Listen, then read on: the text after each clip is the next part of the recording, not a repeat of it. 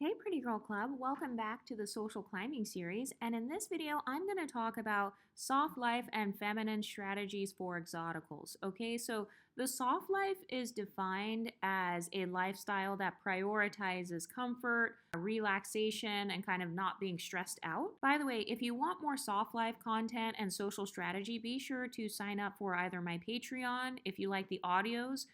Sign up for the members page if you want extra videos. And then if you really want to do a deep dive and have like homework assignments and everything, you can sign up for the Dark Femininity course. I just want to say thank you to all of the new subscribers. Welcome to the Pretty Girl Club. The exotical community is blowing up.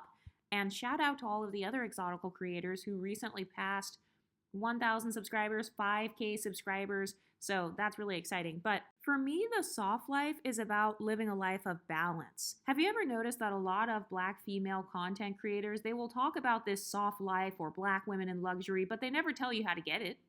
All they do is come in here and flex in your face and basically brag about how they have the soft life and the rest of their Black female audience doesn't have shit. So have you ever noticed that? A lot of this level up content that you see online, it's not actually telling you how to level up. It's really just women coming online kind of bragging about how they leveled up. But then they're not sharing any actual step-by-step strategies on how you can do the same. So we're going to do that here because here in the exotical space, this is one of the only spaces on YouTube that offers multiple solutions to multiple problems, including internalized colorism, texturism, and featureism. But that's a different subject. You know how I talk about decentering men? And you know how I use this chart? It's like that very famous chart where it has like a circle and then it's saying that like men are just smaller in the circle. So you don't have to take them out of the circle, but just kind of deprioritize them. Okay, so once you're done decentering men, my question is, what do you want to put at the center of your life? Because have you ever noticed how these conversations online, they're only talking about step one. It's like, okay, what happens after you decenter men? What happens after you decenter the Black community? What happens after you divest? What happens after you move out of the hood? After you graduate college, what do you do next? And my answer is you want to make sure that you have something solidified about what you want to put at the center of your life. Because whether you like it or not, you are centering your life around something. Okay, everybody is living for something. There is something or someone or some mindset that is steering and directing your life. Because that's what it means when people say, oh, you're male-centered. What they're really saying is that men or men's opinions are steering and directing your life. So you may want to ask yourself, like, what have I centered my life around in the past? Is it Blackness? Okay, my whole life revolves around Blackness. What does the Black community think of me? How can I look as Black as possible? How can I be as pro-Black as possible? How can I try not to be anti-Black? So it's very Blackness centered, for example. And by the way, one is not better than the other. I'm not trying to like put down all of these different things that women choose to center their lives around. But you do want to ask yourself, like, what have I revolved my life around in the past? And so if you want to figure that out, you have to think about what you spend most of your time doing. Whatever you spend the most time on, that's what your life is centered around. Okay, what do you spend the most time thinking about and focusing on? So for example, if you spend a lot of time thinking about work or thinking about your job or focusing on your job and getting a promotion and working extra hours, okay, you are work-centered. So your life revolves around XYZ company. That's the center of your life. Your life revolves around that. XYZ company is steering and directing your life because that's what you spend the most time thinking about. That's what you spend the most time focusing on. Another thing that you want to ask yourself is, what do I spend the most time strategizing around? That's a very big indicator of what you center your life around. For example, is it your family? You have all these strategies, you're watching all these videos about how to restore your relationship with your mom, how to be a good parent, how to be a good sister. Maybe you live in a certain city because your family lives there. Like if your family stays in New Orleans, you stay in New Orleans. If your family lives in a certain neighborhood, you live in that neighborhood. If your family has a negative opinion about your appearance or some sort of beauty enhancement, you won't do that beauty enhancement. You are strategizing around your family members. That means you have a family-centered life. Okay, so whatever they do, they are steering and directing your life. And again, I'm not trying to shame you. I'm just saying these are some of the most common things that people are centering their lives around besides men, and they don't even realize it. Another way to tell what your life is centered around is What do you spend most of your time problem solving about? Is it money? Okay, your life is money centered. So your life revolves around the United States currency. Your life revolves around the US dollar. So, whatever you're problem solving about, how am I going to pay these bills? How am I going to make this money? A lot of men are like this actually. They spend their lives kind of revolving it around money, revolving it around the capitalistic system. Like I said, none of these things, one's not better than the other. Everything has pros and cons. No matter what you're centering your life around, God, your religion, whatever, there are pros and cons to all of those things. If you spend most of your time problem solving about a particular thing, that means that you are centered around that thing. Like whatever you spend the most time asking yourself questions about, it could be your race. If you ask yourself a lot of questions about your skin color and your race and your blackness, you have a blackness centered lifestyle. So, you know how they say, oh, decenter men. Okay, so your life is centered around blackness. You have not decentered blackness.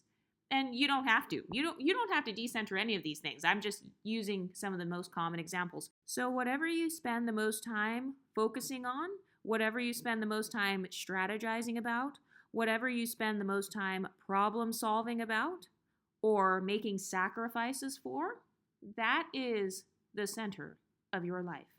Okay? So that's step one. It is determining what is my life currently centered around. And remember, there are pros and cons to everything. So I can tell you what mine is. I notice that my life is very centered around my emotional health, my spiritual and physical health. I do care about things like social status. I care about things like having influence. Having influence and having a voice, feeling seen and heard, that's extremely important to me. And so, like I said, there is no right or wrong thing because no matter what you do, there are going to be pros and cons. So let's say that you have a blackness-centered lifestyle. Everything you do is just focused on how can I represent for dark-skinned women? How can I represent for the type 4 hair?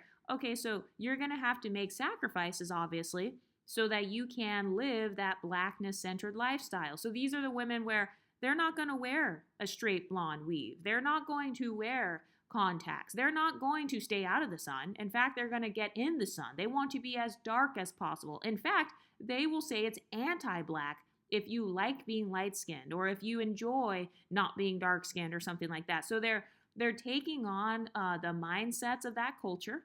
Because remember, whatever you center your life around, it means you are studying that particular culture. You're studying that thing. So I can use another example. Let's say you are a family-centered person.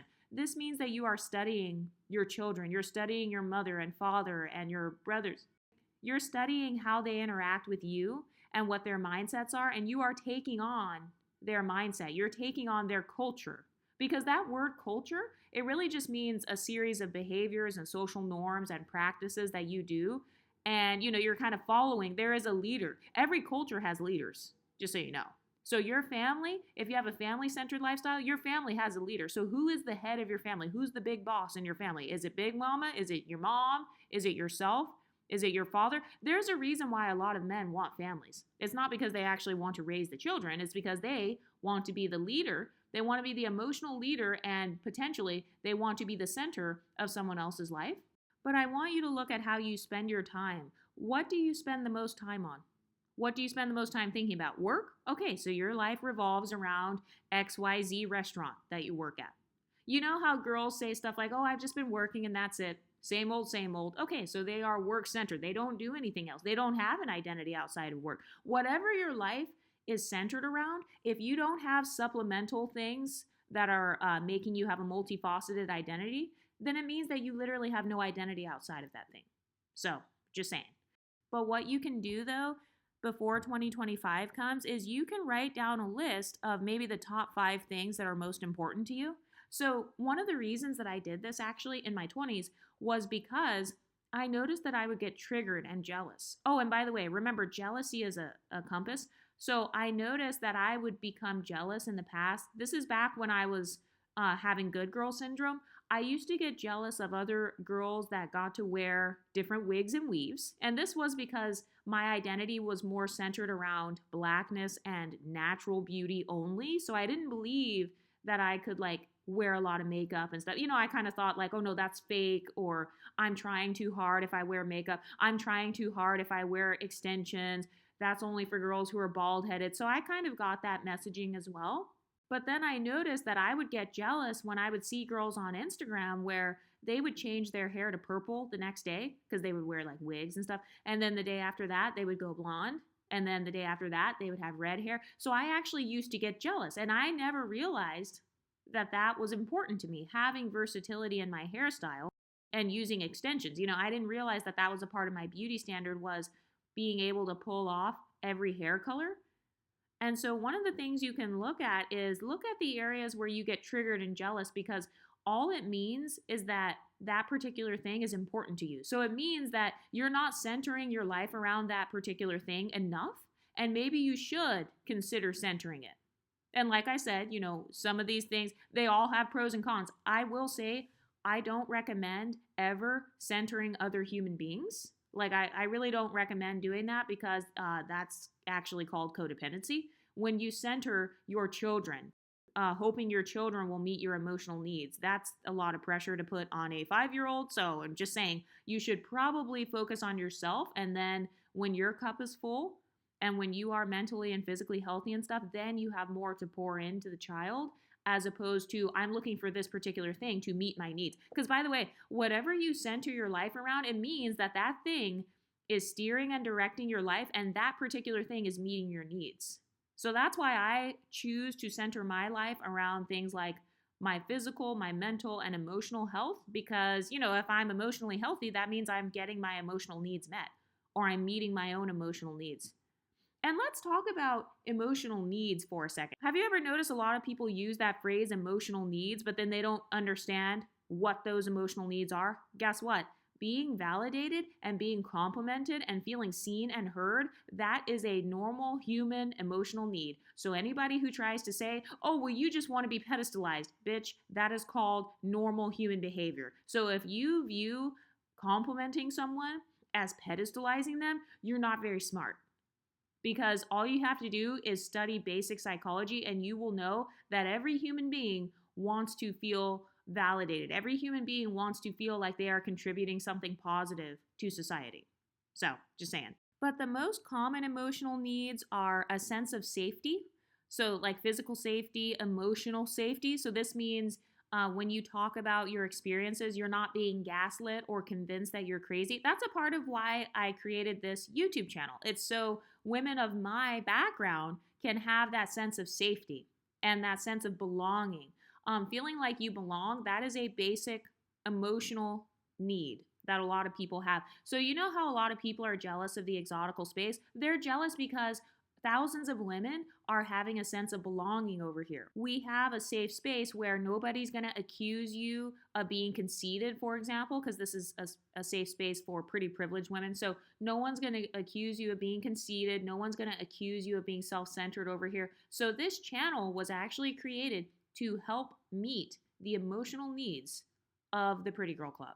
That's literally the main reason that I made this channel. So I don't care if other people think negative things about me personally as a creator, or if they talk shit. Who cares? We are getting our emotional needs met by creating our own YouTube channels to validate ourselves. So yes, that's right. The content you watch and the media you take in, it can help meet your emotional needs, or it can help like drain you and like take away from your emotional needs. This is why some girls, they get upset and then they complain about wanting corrective promotion. What they're saying is, the media that I watch does not meet my emotional needs. I have no access to any sort of positive media with women of my phenotype that causes me to feel a sense of safety, belonging, affection, or validation.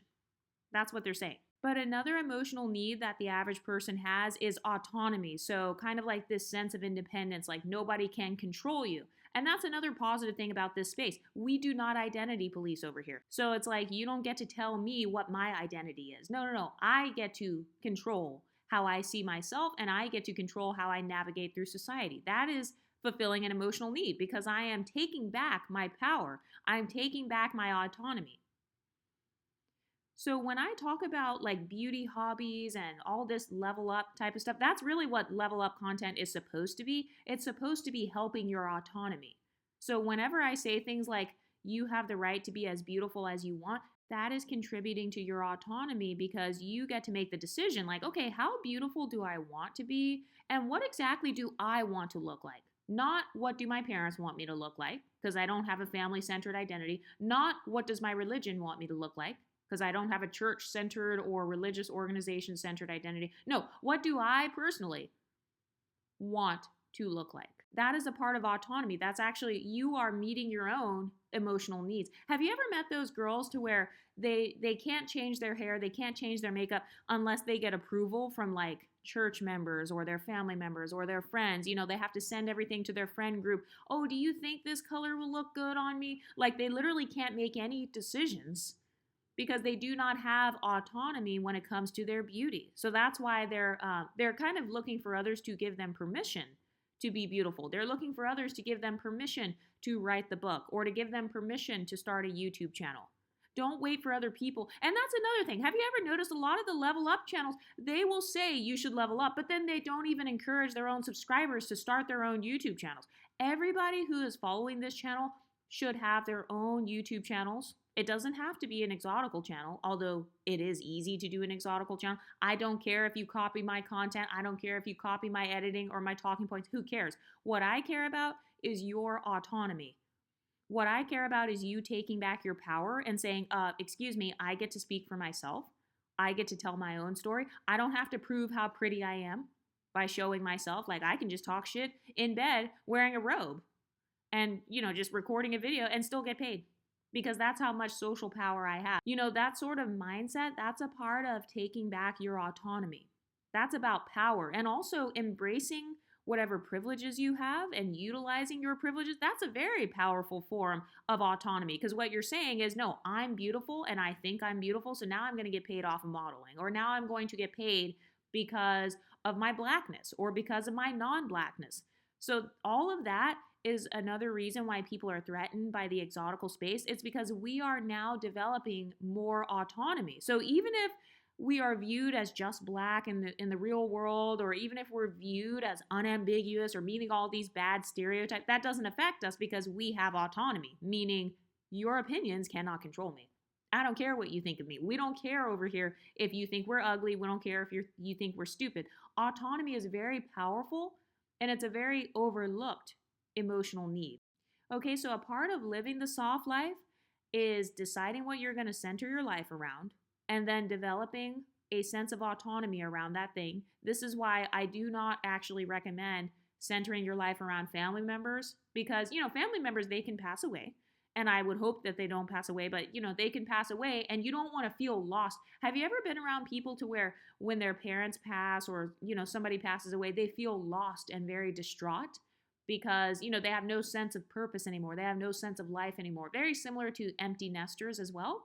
They don't have a sense of identity anymore. They don't even know what to do during the day when their kids go off to college. Or maybe their whole life starts falling apart when that child starts distancing themselves from the parent. And that's because that person, they never developed a sense of autonomy, which is kind of like this form of independence, or kind of like this internal locus of control. They're externalizing what they center their life around, which is men or family or, my boss. That's another thing. If you spend most of your time not just thinking about your company, but thinking about your exact manager and what that supervisor thinks of you, and you're staying up late at night thinking about, what does Mary think of me? What does Scott think of me? I wonder what she meant by that email. Okay, your life is centered around Mary from XYZ company. That is what your life is centered around. That's what's influencing you. If Mary speaks to you at the office, you're in a good mood. If Mary doesn't speak to you in the office, you had a bad day now. So Mary has the power to control your emotional state.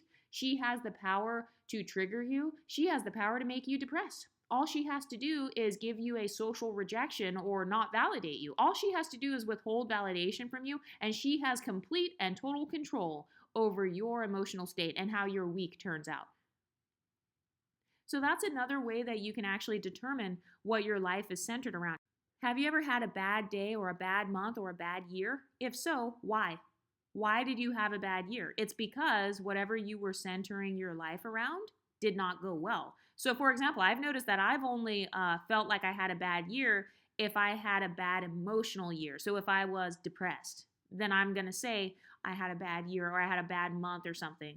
To be completely honest, I've actually never had a bad year. Like, I've never said that about myself, but I have definitely had certain months or seasons where I have looked back and said, oh, that was I had a bad summer, or I had a bad fall. I had a really bad winter. Why? Why am I saying that? Well, it's because I center my life partially around my emotional state and my emotional health. So if I have bad emotional health, if I feel insecure and depressed and all that, then I'm going to be looking at my life through the filter of it being bad, because what I center my life around is not going well. So that's another way to see what you center your life around. If you say you have a bad life, why are you saying that? Is it based on your skin tone? Oh, okay. So you have a skin tone centered life. Your life is centered around your chocolate skin tone. Okay, so if things go well with your chocolate skin tone, you're happy. If things go badly with your chocolate skin tone, you're sad. Because your life, instead of you centering men or centering financial stability or whatever, you spend the most time thinking about your complexion, thinking about what others think of your complexion, strategizing around your complexion, problem solving about your complexion, focusing on the pros and cons of your complexion. That means you live a complexion centered life. And like I said, I'm not judging any of these things, because as humans, we don't really realize that this is what we're doing. We don't usually bring it into our conscious mind what we're centering our lives around. But I'm just saying, if you ever feel like you're having a bad day, ask yourself, why am I having a bad day? Oh, it's because whatever I centered my life around didn't go well. This is why a lot of people say, oh, I had a bad year. It's because of money. Oh, okay, so their life is centered around money. Or it's partially centered around money. Money is extremely important to them. And that's fine. There are just pros and cons, though, to centering your life around that. So that's why I talk so much about having a multifaceted identity and having multiple streams of validation, having multiple streams of happiness, multiple streams of meeting your emotional needs and stuff. Because then if one thing goes bad, you still have 10 or 15 other things where you're the shit in all those other areas. So it's like you can actually divide it up however you want. So the way that I think of what I want to center my life around, I kind of think of it like a pie chart. So on this pie chart, I would probably have maybe my physical, mental, and emotional health as my number one priority. Yes, it's above finances. Because if I have money, like I've actually been in situations before where I've had a lot of access to a lot of money, but the guy I was with was trash, or the people I was around, they were trash. And like I was just depressed because my emotional needs weren't getting met. So I've actually learned that for me personally, my mental health actually comes before my financial health, because I'd rather be poor and mentally healthy, because I've noticed that whenever I'm mentally healthy, it's actually very easy for me to make money. It's very easy for me to like come up with ideas and like do all these creative things. So if I'm like struggling with money, or something bad happens with money, let's say I have a big bill that I have to pay, like some big medical bill, and it's not covered by United Healthcare. No, I'm kidding. But let's say I have a big medical bill or something, and so maybe I don't have as much money that year because I spent all this money on paying for a surgery or something. I've noticed that when I am emotionally healthy and like optimistic and positive, I'm going to be filled with different business ideas. I'm going to have a lot more energy. I'm going to be better at managing my time. Also, one thing that you may want to keep in mind is that some people end up centering their lives around something negative, like doing substances or smoking all the time to the point where they're not doing anything else. Or for the people who are bad at time management, like they're horrible at it to the point where they wake up one day and they're like, where did the last 50 years go? Have you ever met people like that? Where they're like, oh, I remember when I was just graduating high school. Then I woke up and now I'm 35 and working a minimum wage job. Okay, well, that's because that person centered their life around impulses. So, having the freedom to be impulsive, but, obviously that can be bad. Like I said, everything that you choose is going to have pros and cons. I really try my best to not do hierarchy thinking on this channel. So I'm not shaming people with whatever they center their lives around, but that is something you might want to think about. So for example, I noticed that in the past, when I was not prioritizing my emotional health, then I began doing bad emotional coping mechanisms. Like, for example, emotional eating. You're eating to feel happy. You're eating to celebrate. You're eating because you're bored. You're eating for comfort. So you have to remember that whatever you center your life around, your habits are naturally going to follow that. And if they don't, then you want to make sure that you can create some habits to support what you center your life around. Oh, another thing that I noticed that I tried to center my life around, I wasn't the best at it over this past year, but in 2025, this is something else that I will be adding to my list, kind of my priority list of what I will be centering my life around is productivity. That's going to be one of the things that I'll be focusing on in 2025 is managing my time even better, just being more mindful about stuff like that. Because sometimes, like for me, I do care about social status. So a part of social status is having friendships. Like that's a part of my definition of social status. But sometimes, depending on the friends, if you choose bad friends who are like bad at time management and then you hang out with them, next thing you know, you've been with them for 5 hours on a Saturday and you were supposed to be meal prepping. You were supposed to be running your errands. You were supposed to be doing your laundry or something. But like now you're slipping on other areas because you didn't know how to balance your social life. So that's one of my soft life feminine strategies. It is trying to find balance, making sure that my habits line up with my life goals or the things I'm centering my life around. And by the way, it doesn't have to be one thing. I actually think it's very rare for someone to center their whole life around just one thing unless they are religious. Then they do actually, they will say in their religion, like, oh, my life centers around God, or, so whatever that means to them.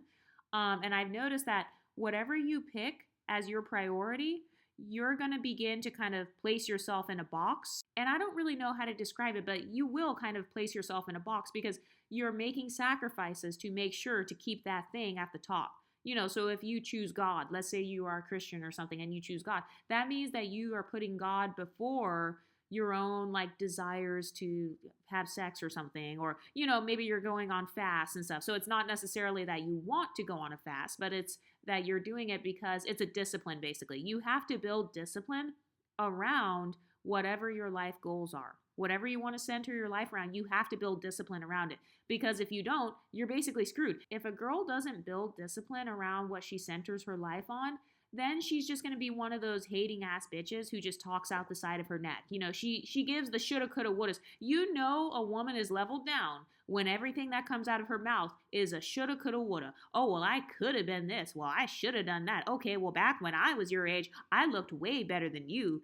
So that their life is kind of based on the past or what they used to be or what they should have, could have, and would have been if they were privileged, if they were light skinned, if they were mixed, if they were white, if they lived in a better neighborhood. So they're living their lives based on what ifs. And that's because they're really not focusing on reality. Have you ever noticed that some people, they're actually really bad at interacting with reality? So they would rather just stay cooped up in their apartment watching videos about divesting as opposed to actually going to Italy or going to, traveling to the places and learning about those cultures firsthand. And by the way, a lot of people underestimate experience. You can only learn so much from hearsay. Like I can talk about Japan, I can talk about going to China or Mexico, but it's not the same as me actually going to those places and smelling the air and interacting with people and speaking the language. So there are levels to this. But this is part one. I'll probably make a part two because I just feel like a lot of people, they don't explain what it is to center your life around something, because the soft life is really just you achieving that balance. It's you kind of self-actualizing so that whatever you chose to center your life around, you are successful in that area.